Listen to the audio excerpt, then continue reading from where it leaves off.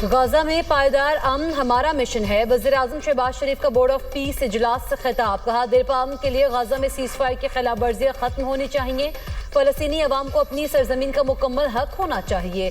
आज़ाद खुद मुख्तार फ़लस्तीनी रियासत का क़याम पायदार अमन के क़याम के लिए नागुज़ीर है। सलामती काउंसिल की करारदादों के मुताबिक फ़लस्तीनियों को उनका हक दिया जाए। बोर्ड ऑफ पीस के इफ्तिताही इजलास में शिरकत बाइस इफ्तिखार है। वज़ीर-ए-आज़म की तनाज़ात के हल के लिए सदर ट्रंप के किरदार की तारीफ। कहा सदर ट्रंप की बरवक्त मुदाखलत से पाक भारत जंग रुकी। पाक भारत जंगबंदी से करोड़ों कीमती जानें बची। दोनों रहनुमा के दरमियान खुशगवार जुमलों का तबादला।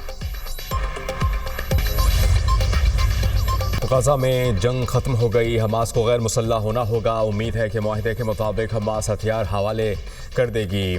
ट्रंप का अमन बोर्ड इजलास से खिताब। कहा कि गाजा की तामीर नौ में 9 ममालिक हिस्सा डाल रहे हैं। 7 अरब डॉलर से ज़ायद रकम देने का वादा किया है। अमरीका 10 अरब डॉलर देगा। पायदार अमन के क़याम के लिए गाजा अमन बोर्ड अहम फोरम है। अक़वाम मुत्तहिदा के साथ मिलकर काम करेंगे। ऐसा गाजा चाहते हैं जिस पर मुनासिब तरीके से हुकूमत हो। नहीं सोचें कि जंग के लिए फ़ौज भेजना ज़रूरी होगी। ईरान के साथ भी बातचीत के ज़रिए मसला हल करना चाहते हैं। 10 दिन में ईरान से मुताल्लिक पता चल जाएगा। ईरान को एटमी हथियार नहीं रखने देंगे। मुआहिदा ना किया तो नताइज बुरे होंगे। ईरान हमारे साथ अमन के रास्ते पर चले। ईरान के पास एटमी हथियार हुए तो इलाके में अमन नहीं होगा। अमरीकी सदर डोनाल्ड ट्रंप की ज़ेर सदारत बोर्ड ऑफ पीस का पहला इजलास। पाकिस्तान समेत 47 ममालिक की शिरकत। इजलास से पहले शुरका का ग्रुप फोटो। सदर ट्रंप ने शुरका से मुसाफा किया।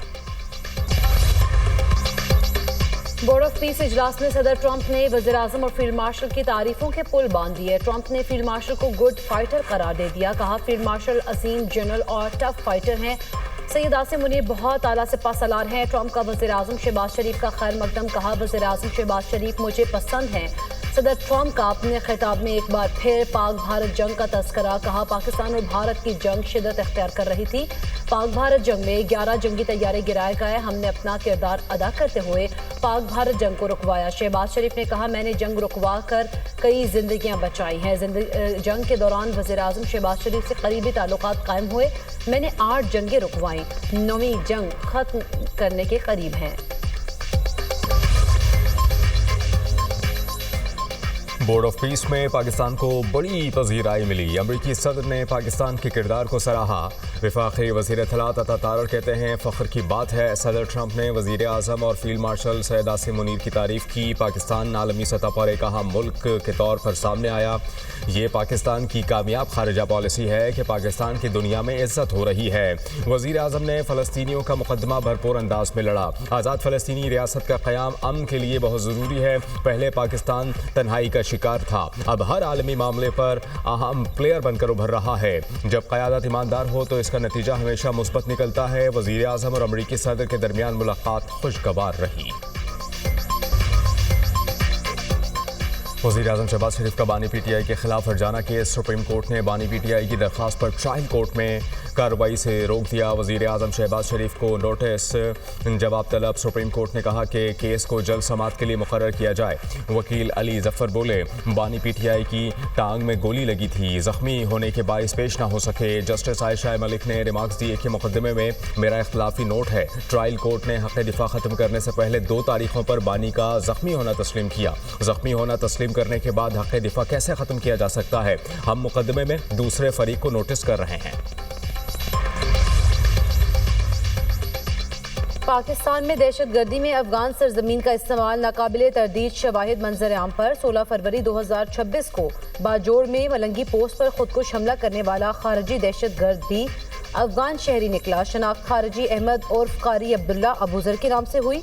अफगानिस्तान के सूबा बल्ख का रिहायशी था। तालिबान की स्पेशल फोर्सेस का हिस्सा भी रह चुका। खुदकुश हमले में 11 सिक्योरिटी एहलकारों समेत 2 मासूम शहरी शहीद हुए थे। पाकिस्तान में दहशतगर्दी में अफगान शहरियों का मुलव्विस होना तालिबान रजीम की दहशतगर्दों की मुकम्मल सरपरस्ती और सहूलतकारी का वाज़ेह सबूत है। इस्लामाबाद तरलाई में खुदकुश हमला करने वाले बमबार ने भी अफगानिस्तान से दहशतगर्दी की तरबियत हासिल की थी।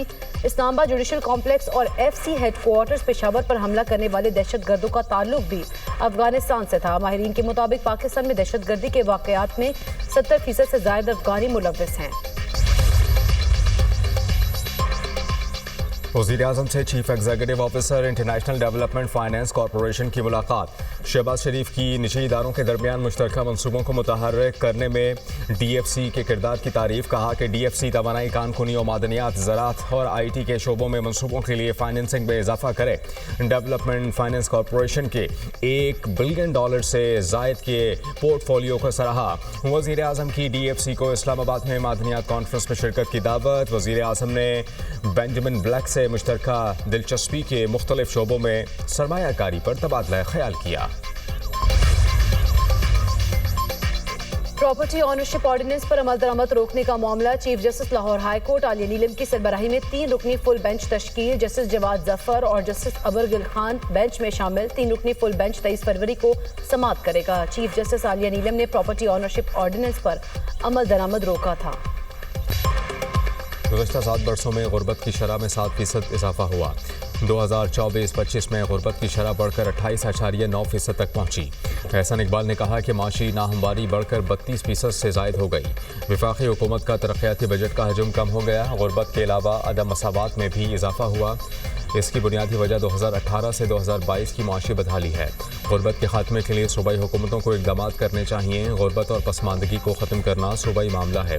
प्लानिंग कमीशन के मुताबिक 2019 के दौरान गुर्बत की शरह 21.3% की सतह पर रिकॉर्ड की गई। देही इलाकों में गुर्बत की शरह 36.2% रिकॉर्ड हुई।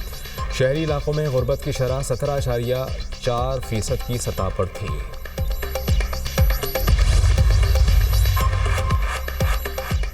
PTI खैबर पख्तूनख्वा में शदीद इख्लाफात, मुख्तलिफ धड़े बन गए। हालिया एहतजाज के दौरान अली अमीन गंडापुर ने खुलकर सोहेल आफरीदी की मुखालफत कर दी। अली अमीन गंडापुर ने कहा कि वज़ीर आला सोहेल आफरीदी का हनीमून पीरियड अब गुजर चुका, हक़ाइक़ सामने लाएंगे। वज़ीर आला KP को गुज़श्ता 5 माह की कारकर्दगी का हिसाब देना होगा। पार्टी के अंदरूनी इजलासों के बाद सोशल मीडिया पर भी सोहेल आफरीदी की मुखालफत करेंगे। इख्लाफात के खात्मे के लिए पार्टी के कई अहम मरकज़ी रहनुमाओं की अली अमीन से मुलाकात।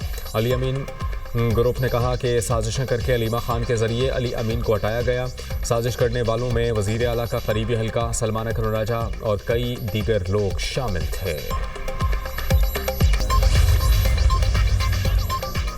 रियासत अपनी नाअहली का बोझ अदालत पर नहीं डाल सकती। ब्यूरोक्रेसी की सुस्ती की सज़ा दूसरे फरीक को नहीं दी जा सकती। सुप्रीम कोर्ट ने सर्विस मीटर में वफाकी हुकूमत की अपील ज़ायदुल मियाद करार देकर खारिज कर दी। ताख़िर मुआफ़ करने की हुकूमती इस्तदा भी मुस्तरद। जस्टिस आयशा मलिक का तहरीरी फैसला जारी। कहा रियासत शहरियों से कानून मनवाती है, खुद बहाने बनाती है। सरकारी अफसरान की कमी या कमेटियों के इजलास ना होना हुकूमत का अपना कसूर है। दफ्तरों के अंदर रूल्स या इंतजामी मुश्किल वक्त की पाबंदी से ऊपर नहीं हो सकते। हुकूमत को भी अदालत में वही प्रोटोकॉल मिलेगा जो आम आदमी को मिलता है। वफाकी हुकूमत ने मुकर्ररा 60 दिन की मुद्दत गुजरने के बाद 20 दिन की ताख़ीर से अपील दायर की थी।